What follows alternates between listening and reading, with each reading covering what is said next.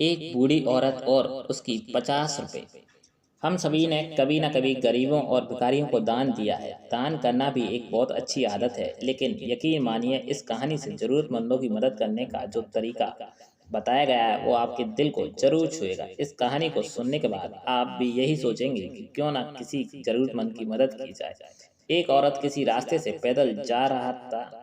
उसने देखा कि सामने बिजली के खंभे पर एक कागज चिपका हुआ है। उस कागज पर कुछ लिखा हुआ था। उसमें लिखा था कि कल इस रास्ते से गुजरते समय मेरे 50 रुपए कहीं गिर गए थे। मुझे ठीक से दिखाई नहीं देता है। कृपया अगर किसी को मेरे 50 रुपए रोड पर कहीं मिले हों तो इस पते पर भेज दें। नीचे लिखे पते को पढ़कर उस औरत का वहां जाने का मन होने लगा। उस औरत को पता याद किया और वह उस यहाँ चलने लगा। वहां जाकर उसने आवाज लगाई तो देखा कि गली के छोर पर एक झोंपड़ी है और वहां एक बुढ़िया लाठी के सहारे निकल रही है। उस औरत को पता चला कि बुढ़िया वहां अकेली रहती है। बुढ़िया के सामने आने पर और उस औरत ने उससे कहा कि माँ जी, आपके गिरे हुए 50 रुपए मिल गए हैं, ये रहे आपके 50 रुपए। उस औरत की बात सुनकर बुढ़िया रोने लगी। बोली, बेटी, कल से अब तक लगभग 20 से 25 लोग मुझे 50 रुपए देकर जा चुके हैं। बेटी, मुझे ठीक से दिखाई नहीं देता, मुझे पढ़ना लिखना भी नहीं आता। ना जाने किसने मेरी हालत देखकर मेरी मदद के लिए ऐसा किया। उस औरत के बहुत बोलने पर उस बूढ़ी औरत ने उससे 50 रुपए तो ले लिए, लेकिन उस औरत से विनती करते हुए कहा, बेटी, जाते वक्त वो संदेश जरूर फाड़ कर फेंक देना। ना जाने किसने मुझ पर दया करके ऐसा किया।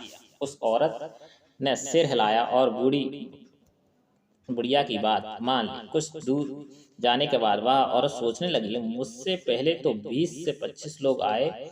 उन्होंने भी ऐसे ही उस बुढ़िया को संदेश फाड़ने के लिए कहा होगा, लेकिन अभी तक किसी ने फाड़ा नहीं।